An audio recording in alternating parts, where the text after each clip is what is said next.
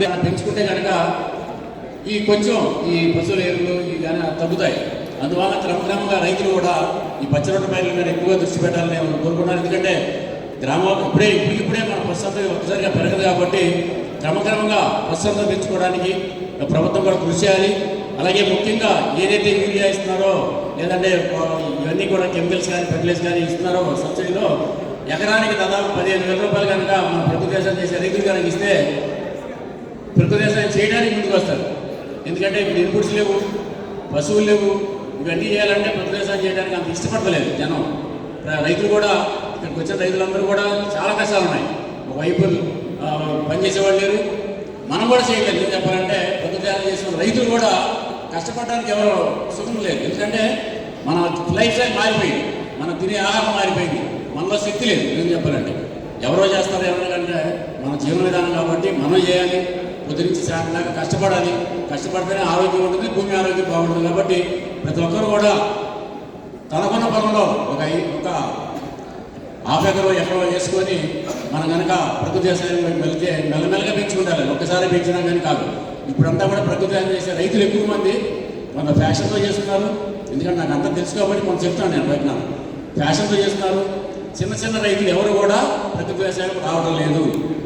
ప్రభుత్వం చెప్తుంది మేము 10 లక్షల ఎకరాలు చేస్తున్నాం, 20 లక్షలు చేస్తున్నాం అన్నారు. కానీ ఇక్కడ మార్కెటింగ్ సమస్య అనేది రైతులకు ఎవరికి లేదు. పండించేవాళ్ళు తక్కువ, కొనేవాళ్ళు ఎక్కువగా ఉన్నారు. అందువల్ల ఎందుకంటే ఏ ఒక్క సోషల్ మీడియా కూడా ఏ ఒక్క ప్రకృతి వ్యవసాయం చేసిన రైతుకి విపరీతమైన ప్రచారం కల్పిస్తుంది. అందువల్ల మార్కెటింగ్ సమస్య అనేది ఎక్కడ దొరకదు. కాకపోతే పండించేవాళ్ళు ముందుకు రావాలని పండించేవాళ్ళు రావాలంటే ప్రభుత్వం ఈ సహాయ సహకారాలు అందిస్తే కనుక వ్యవసాయంలో ప్రకృతి వ్యవసాయం ముందుంటుంది, మంచి ఆహారం అందుతుంది.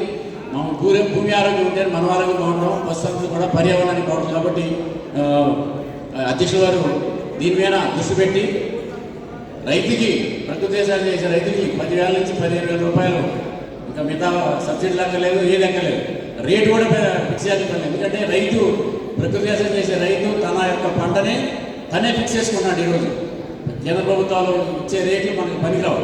ఎందుకంటే ప్రొడక్షన్ తగ్గుద్ది. ఒక 4 సంవత్సరాలు మనం కష్టపడాలి, ప్రొడక్షన్ తగ్గుద్ది. భూమి ఆరోగ్యం పెంచుకునేటప్పుడు భూసారం పెంచాలంటే చాలా టైం పడుతుంది. కాబట్టి ఈలోపు మనకు ప్రొడక్షన్ తగ్గుతుంది. కాబట్టి దానికి తగ్గట్టుగా మన రేట్లు మనమే నిర్ణయించుకోవాలి.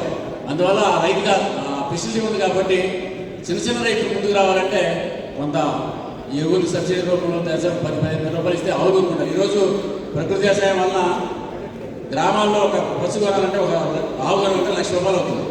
ఒక చిన్న రైతు ఆవు 1,00,000 రూపాయలు పెట్టి కొనలేడు, ఎలా వస్తాడు ముందుకి? అందువల్ల దయచేసి కేంద్ర రాష్ట్ర ప్రభుత్వాలు దీని మీద దృష్టి పెట్టి ఈ ఇన్పుట్స్ కనుక మనకి ఇస్తే వాళ్ళు హ్యాపీగా చేసుకోవడానికి, అలాగే రైతు వ్యాపారిగా మారినప్పుడే ప్రకృతి వ్యవసాయం చేసే రైతు మనం సాధించడానికి అవకాశం ఉంది. ఎందుకంటే తను పండించిన పంటల్ని నేరుగా అమ్ముకోకుండా వాల్యుయేషన్ చేసుకొని అమ్ముకుంటేనే. ఎందుకంటే ఈరోజు అందరికీ సోషల్ మీడియా సెల్ ఫోన్తో మార్కెట్ చేసుకోవడానికి అవకాశాలు ఉన్నాయి. చిన్న చిన్న అంత పరికరాలు 40,000 నుంచి 50,000 రూపాయలు చిన్న చిన్న పరికరాలు వస్తాయి. మిర్చి పండిస్తే చిన్న మిర్చి కొనుక్కు వచ్చి 40,000 రూపాయలు, అదే గ్రౌండ్ నట్ పండిస్తే 40,000-50,000 రూపాయలు ఉంటుంది.